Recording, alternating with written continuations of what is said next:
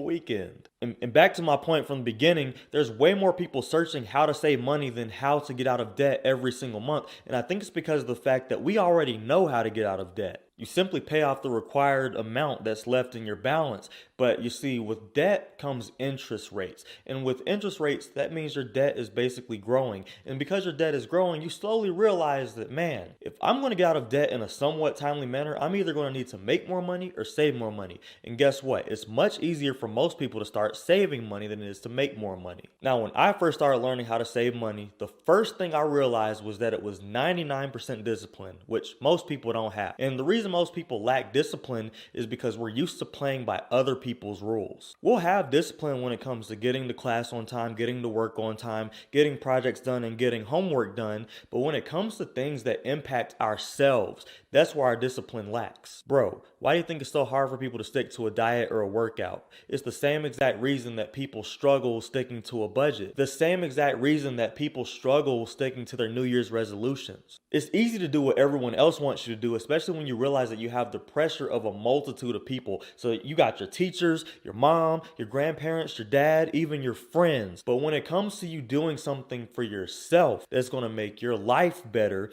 usually all you have is you. You don't have anybody putting pressure on you. And if you're not used to putting pressure on yourself, then no wonder it's difficult. When I started this YouTube channel, I had a very hard time staying consistent because no one was putting pressure on me besides myself. All I had was me. And sometimes I would give myself excuses like, you know what, you're tired today. Don't even worry about posting a video. They'll be all right. You know what I'm saying? And that's a bad mentality to have. But you better believe when I went to college, there were no excuses because I already knew that I had pressure from a multitude of people who were expecting me to come out of there with a degree. You get what I'm saying? There was no expectation of me creating a YouTube.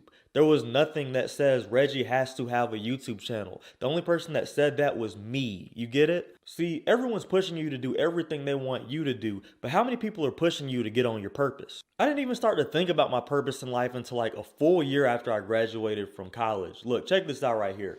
You see this book right here. If you can't see it, it's called The Purpose-Driven Life. You see, this is the book that changed my entire perspective as it related to pursuing my purpose in life. You know something? This was actually a graduation gift. Like the moment I graduated from college, that was when I got this book. And you know, since I was a professional procrastinator, I waited a full year until I read this book. And that's one of the things that I actually regret.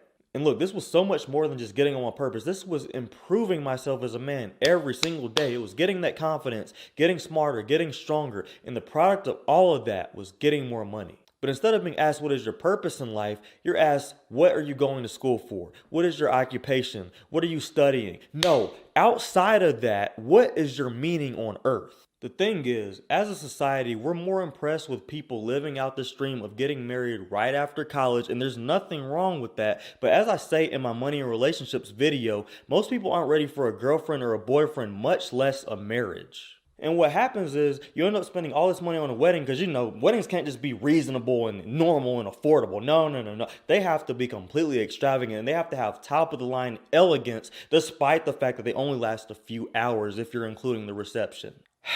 Let me calm down. In the US alone, the average wedding cost is just under $34,000. And when you consider the fact that most people nowadays get married between the ages of 25 and 30, you can pretty much guarantee that they're not done paying off their student loans yet. And I'm not saying that that's required to get married. That's not what I'm saying at all. But what I am saying is this: it's going to add additional debt. And it's because of this one thing that society gives us, and it's what I like to call the euphoria of Disney. And it's exactly the thing that causes most young couples to get married and have an over-the-top wedding and spend several thousands of dollars just because of what they grew up seeing on TV. Don't even get me started on the fact that most of these marriages don't even last. And that's not me being pessimistic or anything. That's just facts. Look up the statistics. And you know what?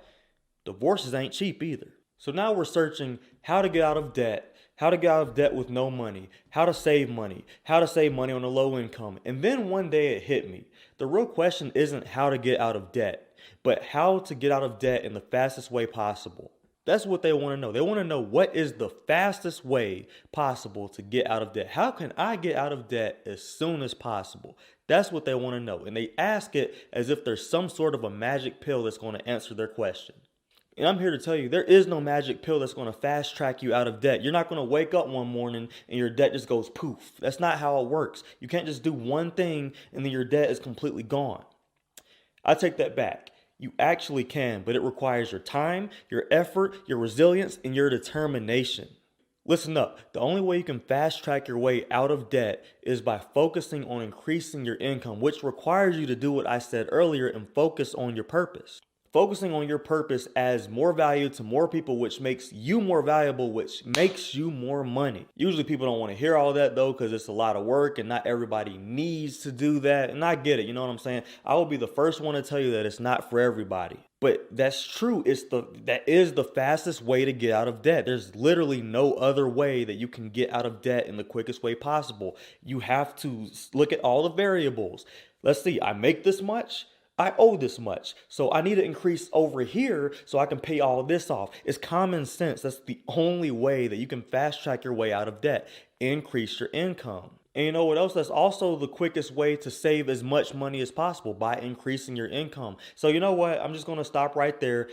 If you want more feasible ways to learn how to earn more income, just go watch my side hustle videos, because I go in depth on specific things that you can do right now to increase your income.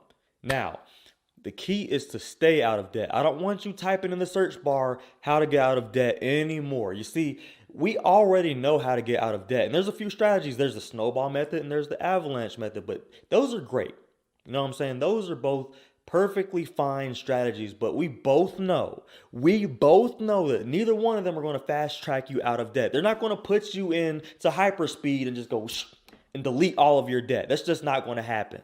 If it did, we would all have zero debt. You get what I'm saying? The way you stay out of debt is by keeping your emotions out of your financial decisions as much as possible. You've got to think logically about everything you're doing financially, and you need to think about how what you're doing right now is going to affect you in the future. Facts.